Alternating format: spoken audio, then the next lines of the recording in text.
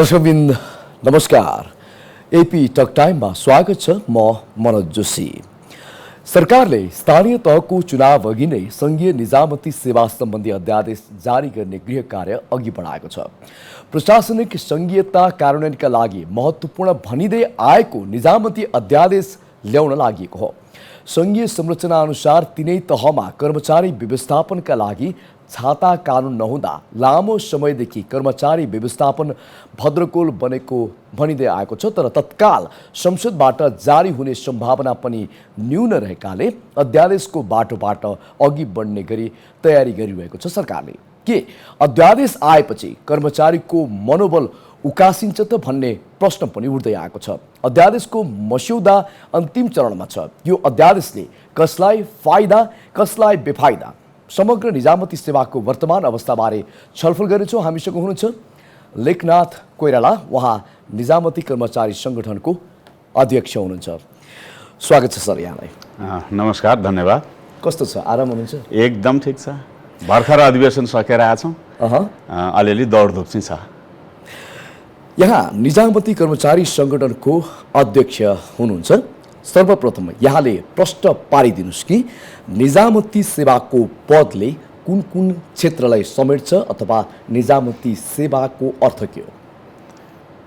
सर्वप्रथम म एपी1 टेलिभिजन परिवारलाई हार्दिक धन्यवाद दिन चाहन्छु। आज छलफल गर्ने विषय यही निजामती क्षेत्रसँग सम्बन्धित हुनेछन्, जसका बारेमा मैले धेरै कर्मचारी साथीहरूका बिचमा, जनताका बिचमा यो कुरा राख्ने अवसर पाउनेछु। यहाँले गर्नुभएको प्रश्नतर्फ म आकर्षित छु। निजामती अत्यन्तै सुन्दर यो शब्द पनि हो। निजामती अत्यन्तै यो महत्त्वका साथ राष्ट्रसेवक कर्मचारीहरूलाई प्रदान गरिएको महत्त्वपूर्ण विशेषण पनि हो। निजामती कर्मचारी भन्नाले यसभित्र धेरै सेवाहरू छन्, यसभित्र धेरै समूहहरू छन्। अहिले निजामती सेवा ऐन हाम्रो मुख्य कानुनको रूपमा छ। यो भित्र अहिले 10 वटा सेवाहरू समेटिएका छन्। सामान्य प्रशासन सेवा, त्यो अन्तर्गतका कर्मचारीहरू; आर्थिक तथ्याङ्क सेवा, त्यो अन्तर्गतका कर्मचारीहरू; विविध सेवा, त्यो अन्तर्गतका कर्मचारीहरू; कृषि सेवा, इन्जिनियरिङ सेवा, स्वास्थ्य सेवा समेटिन बाँकी छ। यसको चाहिँ छुट्टै ऐन छ, स्वास्थ्य सेवा ऐन 2053 छ। यसले यो स्वीकार गरेका सेवा, यो भित्रका सयौं उपसमूहहरू छन्, ती सबै निजामती सेवाभित्र पर्छन्। यसकारण यो बृहत छ निजामती सेवा। अहिले हामी 1,25,000 कर्मचारी कार्यरत छौँ। निजामती कर्मचारी स्थानीय सरकारमा छौँ, प्रदेश सरकारमा छौँ, सङ्घीय सरकारमा छौँ। स्थानीय सरकारले त 10,000 कर्मचारी आजभन्दा चाहिँ 1.5-2 वर्ष अगाडि नियुक्ति पनि गरेका छ, भर्ना पनि गरेका छ। लोकसेवा आयोगको माध्यमबाट भर्ना पनि गरेका छ। अहिले त्यो रूपमा छौँ निजामती सेवा। वर्तमान अवस्थामा नेपालको निजामती सेवाको अवस्था र स्तर कस्तो छ, यहाँले सो मूल्याङ्कन गर्दा? होइन, अहिले सरसर्ती हामीले भन्दाखेरि के भन्न सक्छौँ भने नेपालको निजामती सेवा, यसमा कार्यरत 1,25,000 कर्मचारी अत्यन्तै क्वालिटीका छन्। धेरै राम्रो ज्ञानसिप, योग्यता, क्षमता भएका छन्। यिनीहरूलाई चाहिँ उपयुक्त कानुनको व्यवस्था, उपयुक्त प्रशिक्षण लगायतका अन्य चाहिँ धेरै कुराहरूको अभावमा यो जनशक्ति जुन रूपमा छ, सरकारले त्यसलाई त्यही रूपमा उपयोग गर्न नसकेको अवस्थामा चाहिँ चित्रित गर्न सकिन्छ, इङ्गित गर्न सकिन्छ। सरकारले अलिकति ध्यान दिने हो भने यो संसारकै सबभन्दा उत्कृष्ट कर्मचारी नेपालका निजामती कर्मचारी हुन् भनेर तपाईँले, मैले, हामीले यसलाई विश्लेषण गऱ्यौँ भने यो चाहिँ अन्यथा हुँदैन। यहाँ निजामती सेवाको एक कर्मचारी पनि हुनुहुन्छ। यहाँले भनिरहँदा सरकारले गरेन, सरकारको नीति फरक पर्यो, दृष्टिकोण फरक पर्यो भन्नु, असन्तुष्टि चाहिँ के हो? यस्तो हुन्छ, अहिले जस्तो एकैछिन पछाडि तपाईँले यो छलफलको विषय पनि बनाउनु होला सायद, सङ्घीय निजामती सेवा ऐनको बारेमा। एक्ज्याक्टली। कर्मचारी परिचालन सरकारले गर्छ। कर्मचारी परिचालन गर्दाखेरि सरकारले ध्यान दिनुपर्ने कुरा के हो भने कर्मचारीलाई उत्साहित गराउन सकिन्छ कि सकिँदैन। हामीले कर्मचारीका सन्दर्भमा लिएका निर्णयहरूले निजामती क्षेत्र उत्साहित भयो कि भएन, यसले ऊर्जा बोक्न सक्यो कि सकेन, यसले चाहिँ गाउँ गाउँसम्म जाने कुराको प्रत्याभूति गर्न सक्यो कि सकेन, यी लगायतका कुराहरू त छन् नि, सरकार राख्छन् नि यी सबै विषयले। यसकारण हामी के भन्छौँ भने अब ती कुराहरू भयो भने यो निजामती प्रशासन, निजामती क्षेत्र स्वत परिचालित हुने, स्वत राम्रो हुने। अब यो कुराको सुझाव हामी हरेक दिन, हरेक घन्टा, हरेक मिनेटमा दिइरहेका हुन्छौँ। सरकारले राम्रो गर्ने कुरा सोचोस् भन्छौँ हामी, तर सरकारको ध्यान पुगिरहेको छैन। मैले यही सरकारको मात्रै कुरा गरिनँ, हरेक सरकारहरू यी कुराहरूमा कम ध्यान दिने गरेका छन्। यसकारण के छ, असन्तुष्टि जन्मिने भयो नि। कर्मचारीका ल्याउने ऐन कर्मचारीसँग सल्लाह नगरिकन, छलफल नगरिकन, यसका ट्रेड युनियनसँग सरसल्लाह नगरिकन ऐन ल्याउँछ। हाम्रा सन्दर्भमा गरिने निर्णय हामीलाई चाहिँ बाहिर राखेर निर्णय गर्छ भने असन्तुष्टि त्यहीँबाट जन्मिन्छ। यसकारण केही असन्तुष्टिहरू छन्, तर हामी अहिले नयाँ ढङ्गले नेतृत्वमा पनि आएछौँ। यस्ता असमझदारी जो सरकार र हाम्रा बिचमा, कर्मचारीका बिचमा, ट्रेड युनियनका बिचमा जुन असमझदारीहरू छन्, त्यो असमझदारीहरू चाहिँ अलि हटाउनुपर्छ भन्ने मान्यता छ। तपाईँले सुझाव दिन सक्नु भएन, तपाईँले प्रयास गर्नु भएन, तपाईँहरू पनि त एउटा तहमा हुनुहुन्छ होइन? गरेका छौँ। यो त के छ, व्यक्तिले दिने सुझाव भएन नि, यो संस्थाले दिने, सङ्गठनले दिने, ट्रेड युनियनले दिने सुझाव हो। अनि कतिपय उपयोगी सुझावहरू त व्यक्तिको पनि त चल्छ नि। एकदम त्यो कुरा ठिक हो। आज संस्थागत सुझाव हेर्नुहोस् त, यो मैले तपाईँलाई यो देखाउन पाएँ नि, यो सुझाव तपाईँले म छोड्छु एक कपी, यो सुझाव हेरिदिनु होला। यो सुझावमा नेपालको निजामती प्रशासन, यो मुलुकलाई कसरी बनाउँछ निजामती प्रशासनले भन्ने सुझाव यो कागजमा छन्, हामीले तयार गरेका छौँ। यस्ता डकुमेन्ट्सहरू हामीले मन्त्रीहरूलाई, मुख्य सचिवहरूलाई, कसलाई दिएका छैनौँ? सम्माननीय प्रधानमन्त्रीसम्मलाई हामीले दिएका छौँ। सुझाव रद्दीको टोकरीमा फाली। अब त्यो त उहाँहरूले जान्ने कुरा हो। हामी मुलुक बनाउने कुरामा सुझाव दिइरहेका छौँ, सङ्घीय निजामती सेवा ऐनको बारेमा सुझाव दिइरहेका छौँ, हामी निजामती प्रशासनलाई अब्बल कसरी बनाउने भनेर सुझाव दिइरहेका छौँ। तर सरकारले यी सुझाव के गर्छ भन्ने कुरा उसले जान्नु पर्यो। कार्यान्वयन गर्नु एकदम अत्युत्तम हुन्छ, कार्यान्वयन गर्नुहोस् भन्ने कुरा न हाम्रो हो। हामीले भनिरहेका छौँ। हेर्नु, मैले त प्रमाणै ल्याएको छु नि, सुझाव छन् कि छैन भन्दाखेरि छन् नि, सयौँ छन्, एउटा दुईवटा हो र, सयौँ सुझाव छन् यसमा। अहिले पछिल्लो अवस्थामा निजामती सेवा अध्यादेश निकै चर्चाको विषय पनि बढिरहेको छ। चुनाव अघि नै निजामती अध्यादेश ल्याउने भन्ने सरकारको निर्णय तपाईँ जस्ता निजामती कर्मचारीका लागि फलिपाप कि अभिशाप? हाम्रा सुझाव अनुसार अध्यादेश करेक्सन गरेर ल्याओस्, परिमार्जन गरेर ल्याओस्, परिष्कृत गरेर ल्याओस्, यो फलिफाप, यो अत्यन्तै सुन्दर। हाम्रा सुझावहरू नहेरेर, रद्दीको टोकरीमा फालेर, हाम्रा सुझावहरूको व्यवस्था गरेर यो सङ्घीय निजामती सेवा ऐनको अध्यादेश ल्यायो भने यो अभिशाप स्पष्ट छ। किनभने सङ्घीय निजामती सेवा ऐन 4 वर्ष अगाडि सङ्घीय मन्त्रालयबाट उत्पत्ति भयो। तत्कालीन मन्त्री लालबाबु पण्डितले यसलाई संसदमा लिएर जानुभयो। धेरै कुराहरू, कर्मचारी विरोधी कुराहरू लिएर जानुभयो, कर्मचारीका सेवा सुविधा कटौती गर्ने कुरा लिएर जानुभयो, ट्रेड युनियन मैत्री होइन, ट्रेड युनियन अधिकारलाई खुम्च्याउने गरी लिएर जानुभयो, धेरै कुरा नमिलाइकन लिएर जानुभयो। हामीले विरोध गर्यौँ, हुँदैन मन्त्रीज्यू, हुँदैन मुख्य सचिवज्यू, हुँदैन सचिवज्यू भन्यो हामीले त्यति बेला पनि सुझाव दियौँ। पछि उहाँले धेरै कुरा सम्बोधन गरेर त्यसलाई सच्याउनु भयो। हाम्रा सुझावका आधारमा उहाँले सच्याएर लिएर जानुभयो। अनि कहिले संसदमा प्रस्तुत भयो। म तपाईँलाई आज स्मरण गराउँछु, यहाँहरूलाई कतिको हेक्का छ, मिडियाकर्मी साथीहरूलाई पनि धेरै हेक्का हुनुपर्छ, सम्झना कति छ भन्ने मात्रै हो। यो लगेर संसदमा पेश गरेपछि माननीयहरू 80-90 जना माननीयहरूले यो सङ्घीय निजामती सेवा ऐनको संशोधन प्रस्ताव हाल्नु भएको छ। किन त्यति धेरैले हाल्नुभयो भने यो मिलेकै थिएन, यो कामकाजी नै थिएन, यो कर्मचारी मैत्री थिएन, ट्रेड युनियन मैत्री थिएन, जनमैत्री थिएन। यसकारण उहाँहरूले 80-90 जनाले संशोधन प्रस्ताव हाल्नुभयो। अर्थात् के बुझियो भने यो ऐनको सुरुदेखि अन्त्यसम्म धेरै दफा, धेरै उपदफा मिलेकै रहन्छन्। नमिलिया हुनाले त्यत्रा मान्यहरूले संशोधन प्रस्ताव हाल्नुभयो। म तपाईँलाई भनिदिन्छु, नमिलिया कुराहरू यो सङ्घीय निजामती सेवा ऐन भने चाहिँ मुलुककै यो माउ कानुन हो। अहिले कर्मचारी क्षेत्र तत्कालको तपाईहरुको असहमति के हो? सरकारले के होइन, म भनेको छ भन्दैछु। बुनागत रूपमा म दुईटा छुट्टा एकदम छुट्टा तरिकाले भन्दैछु। भन्दिनु। यो मूल कानुन हो हाम्रो लागि त यो संविधानै हो संघीय निजामती सेवा ऐन। यसका आधारमा प्रदेशका ऐनहरू बन्छन्, प्रदेश निजामती सेवा ऐन बन्छ, स्थानीय निजामती सेवा ऐन बन्छ, वित्तीय क्षेत्रका बन्छन्, शैक्षिक क्षेत्रका बन्छन्। यो राम्रो बन्यो भने मुलुकलाई यसले राम्रोसँग हाँक्न सक्छ, धेरै कुरा समाधान हुन्छ, कर्मचारीका धेरै कुरा अन्यलताहरू हट्छन्। होइन, यो राम्रो बनेन भने त अरू कानुनहरू पनि यसकै आधारमा बन्छन्, सब भद्रगोल हुन्छन् भन्ने हाम्रो चिन्ता हो। यो बिग्रेला भन्ने चिन्ता हो, सरकारले कति गरेछ भन्ने कुरा त अहिले छलफलको क्रममा यहाँ मैले बताउँला तपाईँलाई। मूल कुरा परिभाषाबाट कानुनका कुराहरू परिभाषाबाट सुरु हुन्छ, खारेजी र बचाउमा गएर चाहिँ सकिन्छ। यो परिभाषै मिल्या छैन, खारेजी र बचाउ भन्ने ठाउँमै मिल्या छैन भनेपछि कति कुरा मिल्यो होलान्? यो तपाईँसँग अहिले मैले छलफल गरेँ भने 3 घण्टा गर्नुपर्छ। म संक्षेपमा तपाईँलाई यति मात्रै राख्न सक्छु, नेपाल निजामती कर्मचारी सङ्गठन यो निजामती क्षेत्रको सबभन्दा ठुलो सङ्गठन, 40,000 बौद्धिक सदस्य छन् हामीसँग। यो सबभन्दा पुरानो सङ्गठन जो 47 वैशाख 7 गते स्थापना भयो, यो सबभन्दा पुरानो पनि हो।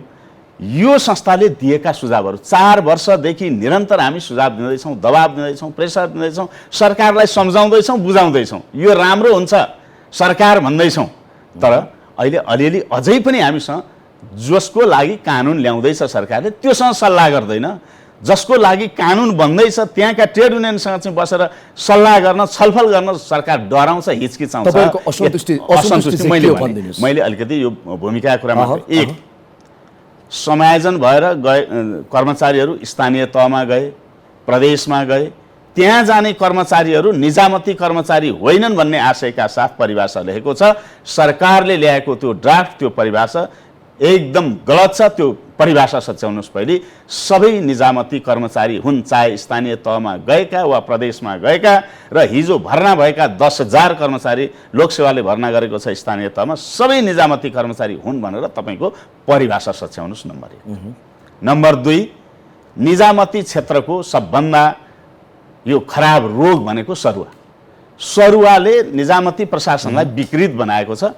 अब निजामती प्रशासनभित्र यो क्षेत्रभित्र 1,25,000 र पछि भर्ती हुने कर्मचारीहरूलाई पनि सरुवा कसरी गर्ने, स्वचालित सरुवा, चक्रिय सरुवा, पूर्व अनुमान योग्य र वैज्ञानिक सरुवा गर्नुहोस्, ताकि मेरो सरुवाको लागि मैले कसैलाई भन्नु नपरोस्, कुनै मन्त्री कहाँ जानु नपरोस्, सचिव कहाँ जानु नपरोस्, ट्रेड युनियन नेता कहाँ पनि धाउनु नपरोस्, मानिएको चाहिँ दौराको फेर पनि सम्हाल्नु नपरोस्। सरुवा अब स्वचालित होस्। आवश्यक मापदण्ड पुरा गरेपछि, आवश्यक शर्त पुरा गरेपछि, आवश्यक वर्ष पुरा गरेपछि, कार्यावधि पुरा गरेपछि स्वतः सरुवा हुने व्यवस्था।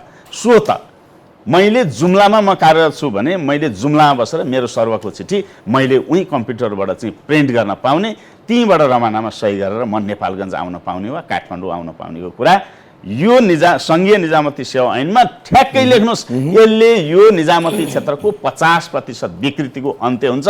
यो सरकारले ल्याइदिनु पर्ने कुरा, यो प्रस्ताव हामीले गरिरहेछौँ 4 वर्षदेखि सरुवाको सन्दर्भमा। यो अर्को, हामी एकै ठाउँमा काम गरेका कर्मचारी स्थानीय तहमा र प्रदेशमा समायोजन भएर जानुभयो। धेरै साथीहरू स्थानीय तहमा 50,000 भन्दा बढी साथीहरू जानुभयो, प्रदेशमा 15-16,000 साथीहरू जानुभयो।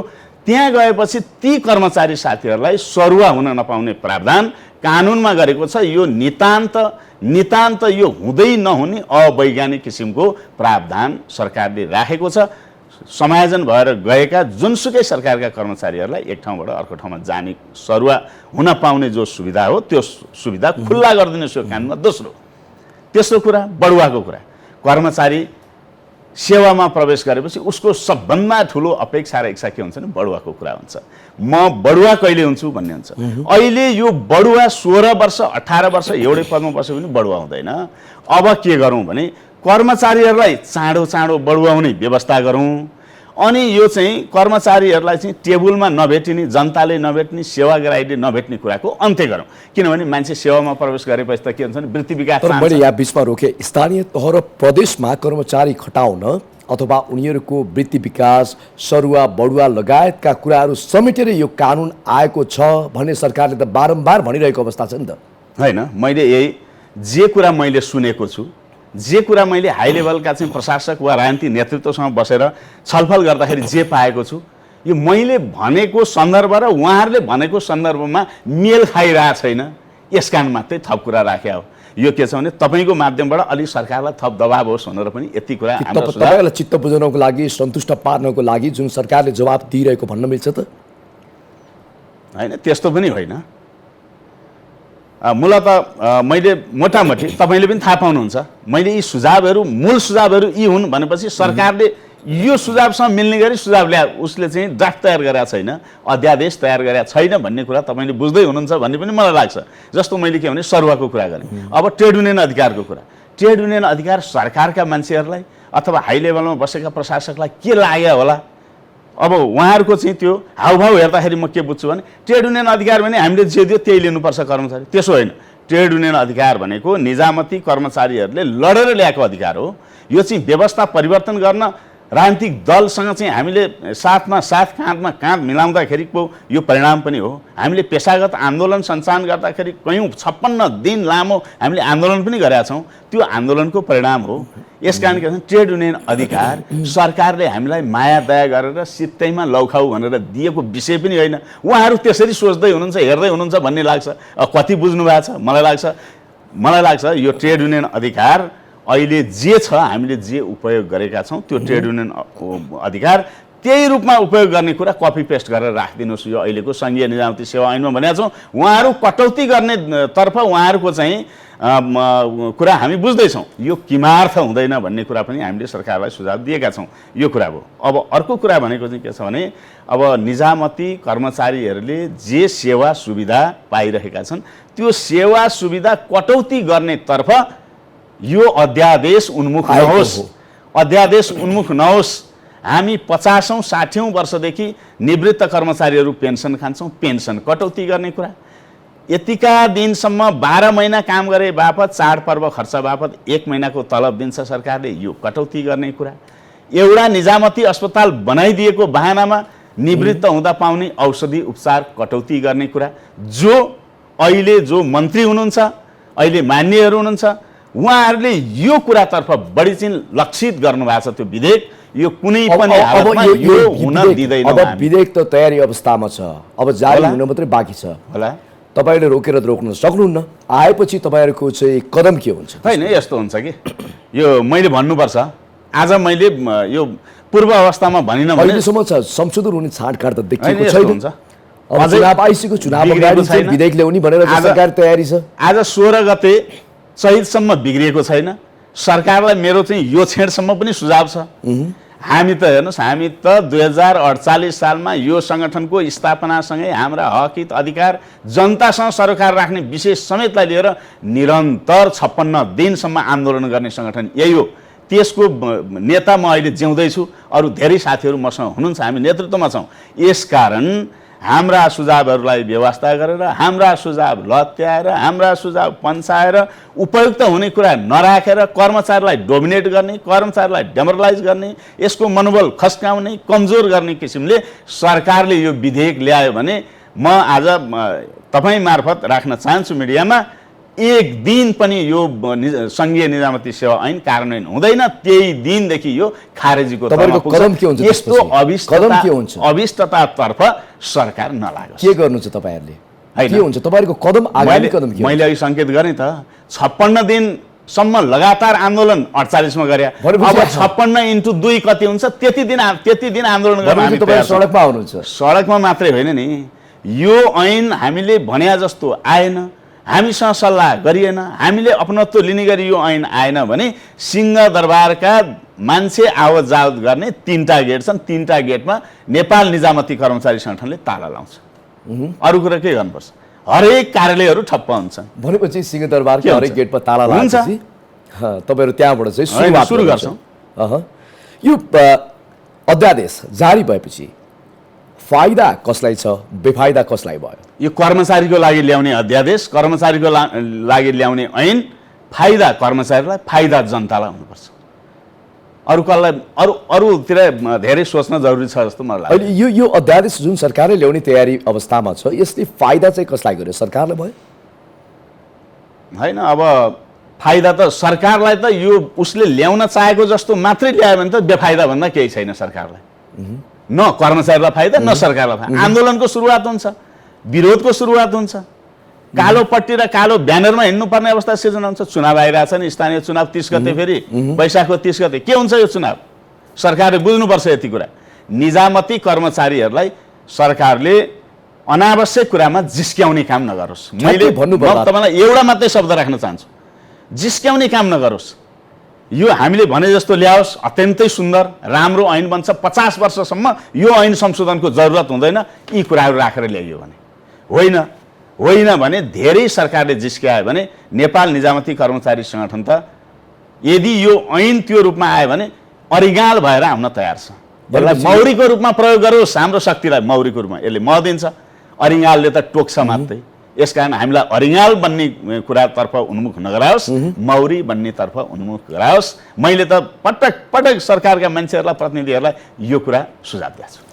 राष्ट्रिय सेवक कर्मचारीमा पनि देखिएको एक किसिमको व्यथिति र मौलाएको आकांक्षा, चुलिदो एक किसिमको अपेक्षा, स्वार्थीपन गर्ने एउटा जमात पनि हाबी भइरहेको अवस्थामा भ्रष्टाचार पनि मौलादै गएको छ नि। यो रोक्नको लागि नै सरकारले चाहिँ प्रयास गरेको हो भन्ने चाहिँ कुराहरू आएको छ। यसलाई चाहिँ यहाँले कसरी खण्डन गर्न चाहनुहुन्छ? यो हो कि होइन? यो व्यथिति छ होइन? तपाईँले भनेको कुरा 100% होइन। किन 100% होइन? त्यो छैन, तर केही सत्यता छ। तपाईँले भनेकै जस्तो मात्रै होइन, तर केही सत्यता छ। कर्मचारीलाई हामीले सम्मान गर्नुपर्ने ठाउँमा कतिपय ठाउँमा हामीले औँला उठाउन बाध्य छौँ। होइन, यसो छ, यो पनि छ नि। यो व्यतिथितिर यहाँले हेर्नु पर्यो। मेचीदेखि माङकालीसम्मका साथीहरू, सबै भूगोलमा जन्मिएका साथीहरू, हुर्केका साथीहरू, आफआफ्ना पारिवारिक आचरण र चाहिँ आफआफ्नो शैलीमा हुर्किएका मान्छेहरू छौँ। 1,25,000 मान्छेहरूको शैली एउटै हुँदैन, तरिका एउटै हुँदैन। यसकारण केही कुरामा फरक पर्न सक्छ। मैले सबैलाई भन्न खोजेको होइन, तर चाहिँ राम्रा पनि तपाईँले भनेको कुरा ठिक हो। के मानेमा हो भने यदा कदा 1-2 जना यो एकदम निजामती प्रशासनभित्र नजन्मनु पर्ने मान्छेहरू, ननिस्किनु नदेखिनु पर्ने चाहिँ रूपमा पनि अब कर्मचारीहरू देखिएलान्, त्यो बेठिक कुरा हो। तपाईँहरू कतै यो व्यवस्थापन र नियन्त्रण गर्न लाग्यो भनेर तर्सिएको अवस्था त होइन? होइन, त्यस्तो होइन। हामी के चाहन्छौँ, म तपाईँलाई सरकारभन्दा हामी बढी जिम्मेवार भएको कुरा म 1-2वटा तपाईँलाई दृष्टान्त दिन्छु। पहिलो कुरा, हामी स्थायी सरकार हो।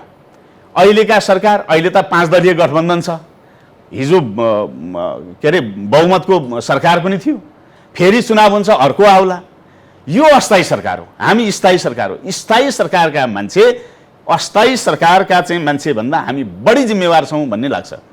नागरिकसँग नजिकै हुने क्रममा, सेवासँग जोडिने क्रममा, उहाँहरूको काम चाँडो सम्पन्न गर्ने कुरामा, उहाँहरूलाई सन्तुष्ट बनाउने कुरामा हामीले धेरै वर्ष अगाडिसम्मदेखि सरकारलाई भन्यौँ, क्षतिपूर्ति सहितको नागरिक सेवा यो निजामती सेवा ऐनमा राख, अब आउने सङ्घीय निजामती सेवा ऐनमा राख, ताकि मैले जनताको काम गर्दा मैले दुःख दिएँ, मैले ढिला गरेँ, यो बापत उहाँलाई चाहिँ मर्का पर्यो, नोक्सानी भयो, उहाँले 2,000 रुपियाँ बढी तिर्नुपर्ने भयो आज काम नभए बापत, यो मेरो तलबबाट वा मेरो कार्यालयबाट यो क्षतिपूर्ति गर्नुपर्छ भनेर यो राख्ने, यो सरकारलाई सुझाव दिने, ऐनमा राख समेट भन्ने मान्छे, नेता, सङ्गठन नेपाल निजामती कर्मचारी सङ्गठन हो। पहिलो कुरा यो बुझौँ, प्राय धेरै मुलुकहरूमा कुल जनसङ्ख्याको 1% राष्ट्र सेवक निजामती कर्मचारी हुन्छन्। हामी कहाँ कति छन्?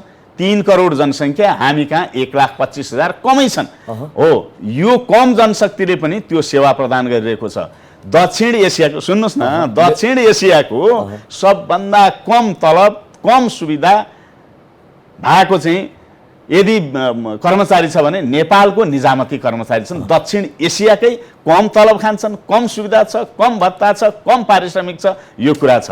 यसकारण के छ भने यो हुँदा हुँदै पनि नेपालको निजामती प्रशासनभित्र सरकारलाई के भन्न चाहनुहुन्छ अन्तिममा 2 लाइन? होइन, एकदम सरकारलाई मेरो चाहिँ एकदम रिक्वेस्ट पनि, अनुरोध पनि, अध्यादेश तपाईँहरू ल्याउँदै हुनुहुन्छ भने अझै भड्किएको छैन, समय बाँकी छ। हामीसँग सरसल्लाह छलफल गर्नुहोस्, यो क्षेत्रका ट्रेड युनियनसँग सरसल्लाह छलफल गर्नुहोस्, अनि ल्याउनुहोस्, त्यसको अपनत्व हामी पनि लिन पाऊँ। पहिलो कुरा होइन तपाईँले जबरजस्ती ल्याउनु भयो र हाम्रा सुझाव चाहिँ सँग तपाईँले ल्याएको ऐन मेल खाएन भने त्यही दिनदेखि यो ऐन खारेज हुन्छ। तपाईँ ढुक्क हुनुहोस्, सरकारलाई मेरो सुझाव छ। भनेपछि सिंहदरबारमा तालचा लाग्छ, आन्दोलन हुन्छ, यसमा त 2 मात्रै छैन। हस्, यहाँसम्म आएर आफ्नो महत्त्वपूर्ण भनाइ राख्नुभयो, त्यसको लागि सरलाई धेरै धेरै धन्यवाद।